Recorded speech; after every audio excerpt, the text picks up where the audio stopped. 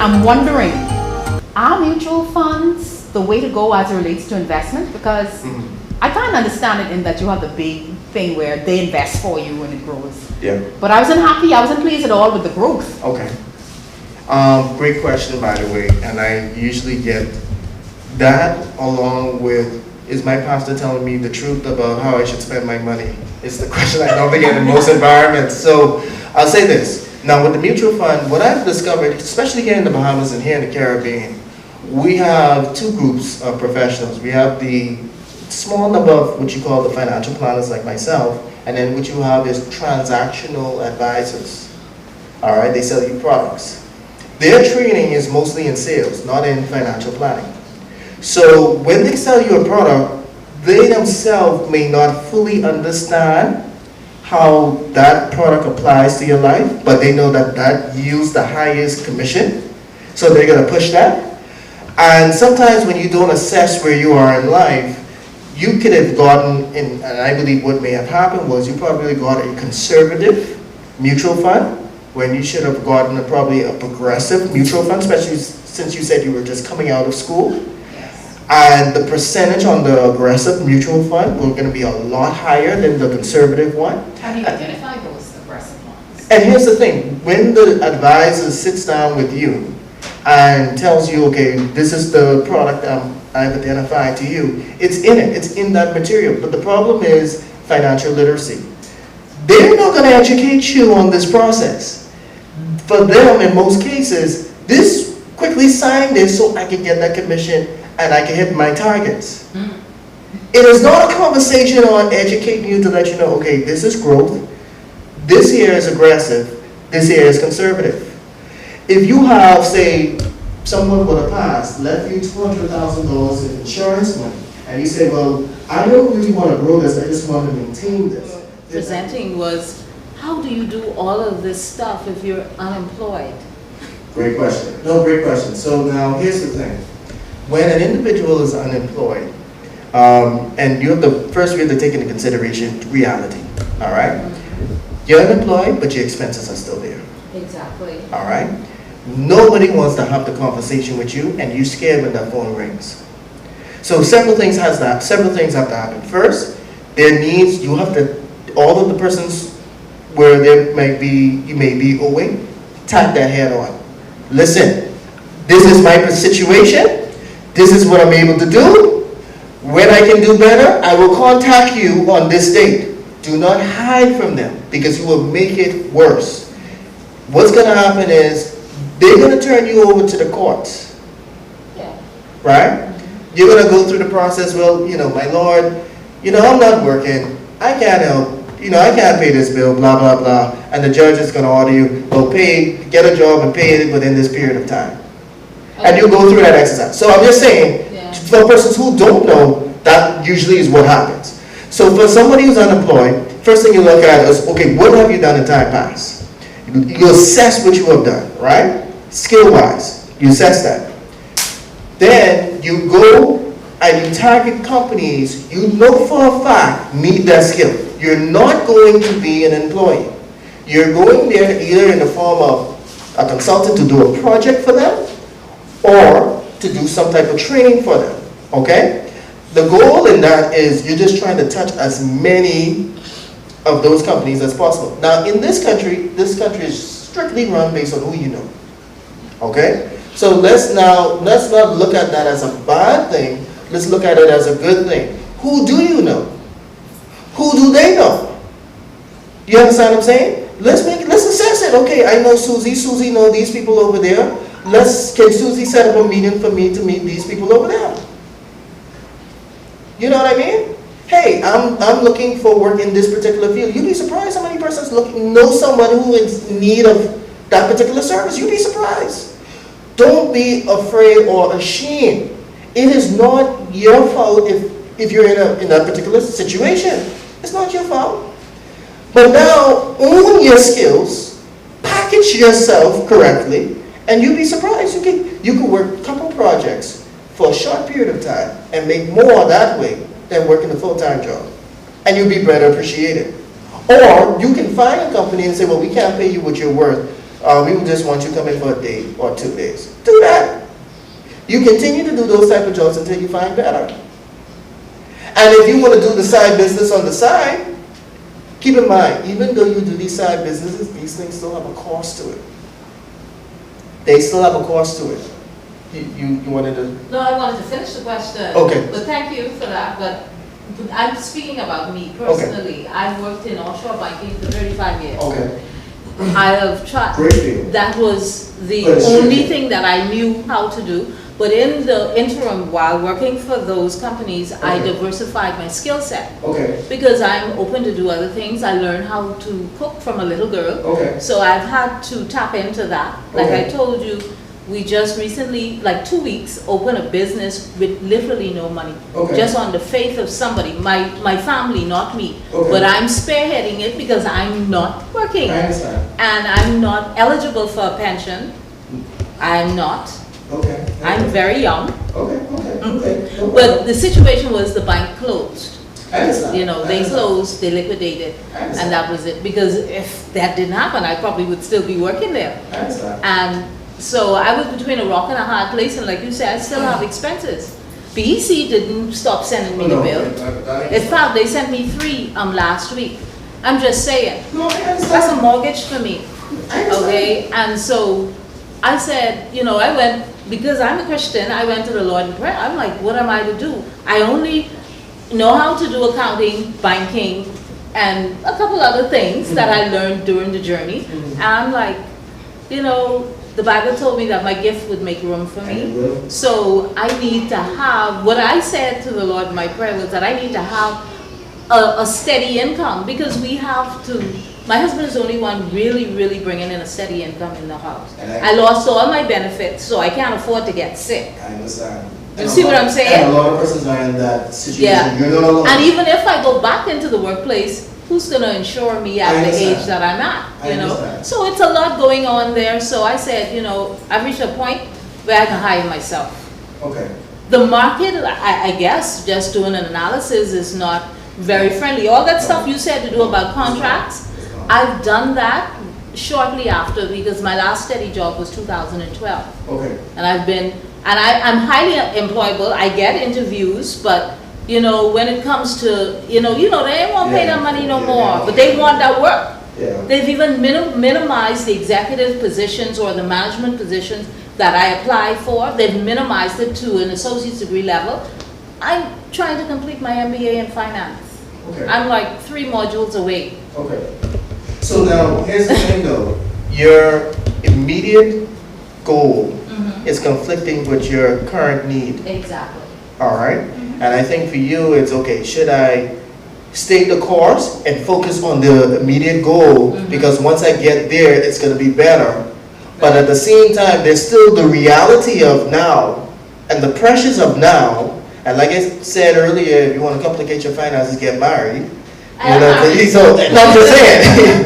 Because that's a different And I level was of the pressure. biggest earner in the house, so you know how that went down. And I just want to say as a side note, in the event for the financial intimacy, one of the questions I get asked a lot for, because there's a lot of women who are hired in offshore per se, and their spouses usually are along the lines of blue collar workers in most cases, not all.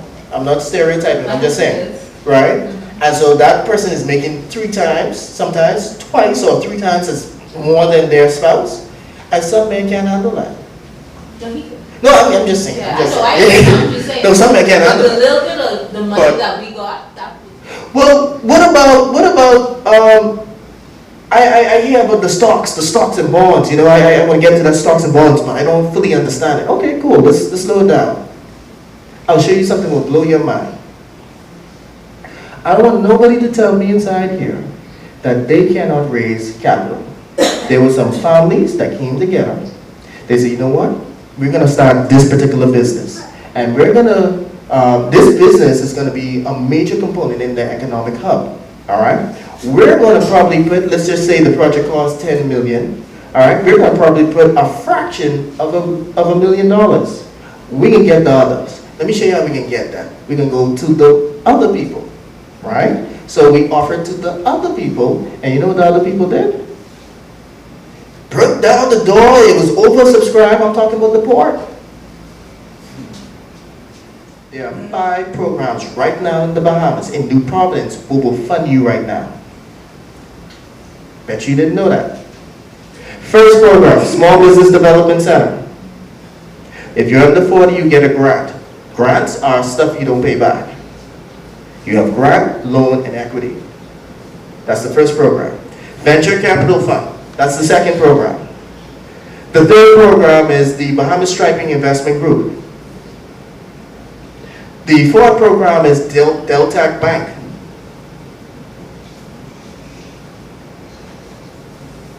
And that's for those of you guys have that $1 million idea. Yeah, they got that money. They got the money. They could fund you. Could you spell Deltac, please? Deltac. Deltac. Yeah. D-E-L-T-C? Yeah, Deltac. And the last group is you have these foundations now that are offering grant funding, such as the Own Bahamas, which is sponsored by Island Cares. And there are other foundations out there privately doing the same as well.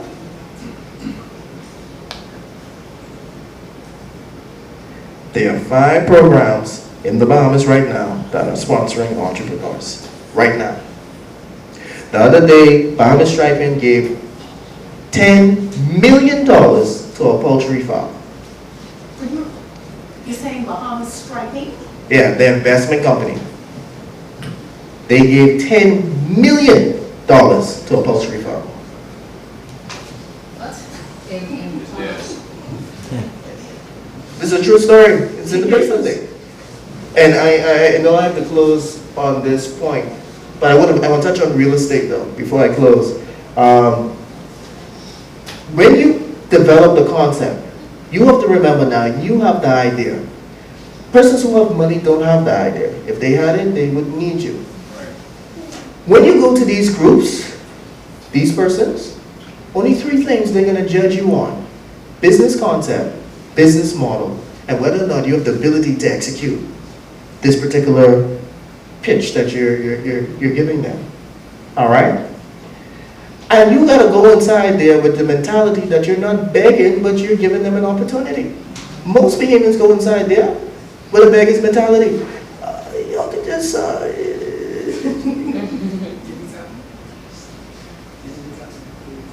you'll be surprised right now if you have a business idea and you need just $5,000. I guarantee you, I can generate that right here in this room for you, right here in this room. But the challenge with that is, do the people in this room have the confidence in you to execute on that? See, that goes into a different conversation. So now you want to know, oh no, I need to know how much you can make in sales now. Yeah, I just can't put my money into that. I gotta know how much you get back. That's the same conversation they have with you. Real estate.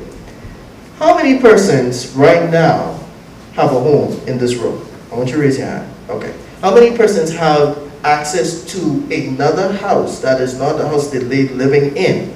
All right, good. Now, how many persons have used their homes as rental income to local Bahamians? Okay, good. We mastered that. Now I can show you another level where the other people play.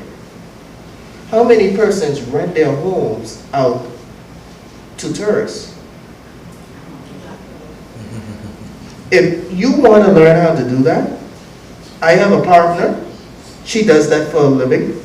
She will take your property and market that to the world, because everybody focuses on Airbnb, but Airbnb is only for North America. There's one for Asia, there's one for Europe, there's one for Africa. She'll put you in all of them and she will get you. So the statement says 80% of persons get in debt consolidation don't get out. They just keep consolidating. Wow. Debt consolidation was really created for the persons who could not go to a traditional bank to get a loan. You were unbankable. So what they decided to do, we can consolidate everybody else and we can stretch these payments, and the first couple payments are going to be strictly on the interest. Co-signing is okay if I'm helping a friend or relative. the bank don't trust that individual. You go and co-sign and let one life event happen, whether it's a positive or a negative one. Say, for example, that person gets married, right?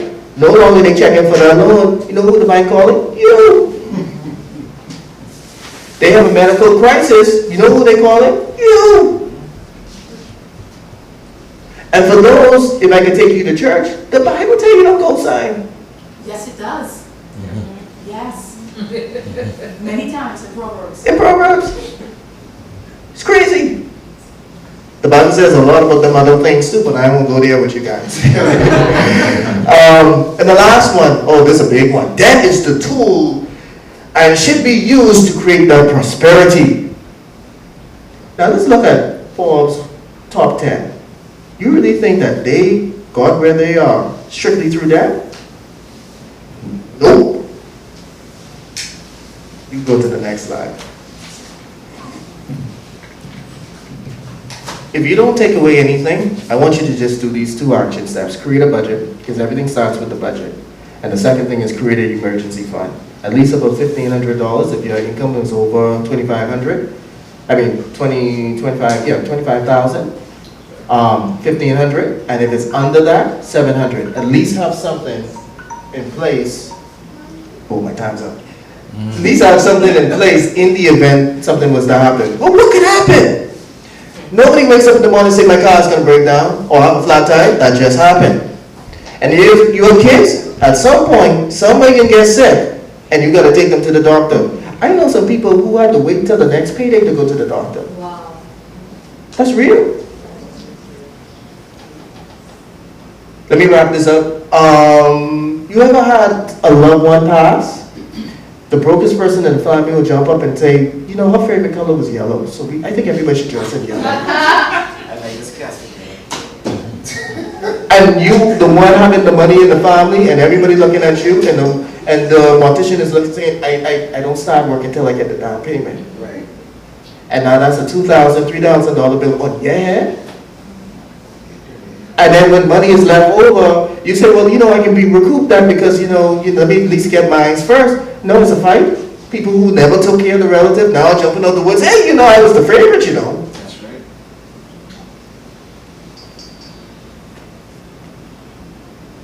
Job loss, BPL, damage your items. Now you're going to go buy it again. I want to move on to the next slide. I just want to give 2 points in regards to the recipes. Move to the next slide quickly. Okay, here's the thing. There's 2 levels to this. Once you bring your income under control through spending less than you earn, right?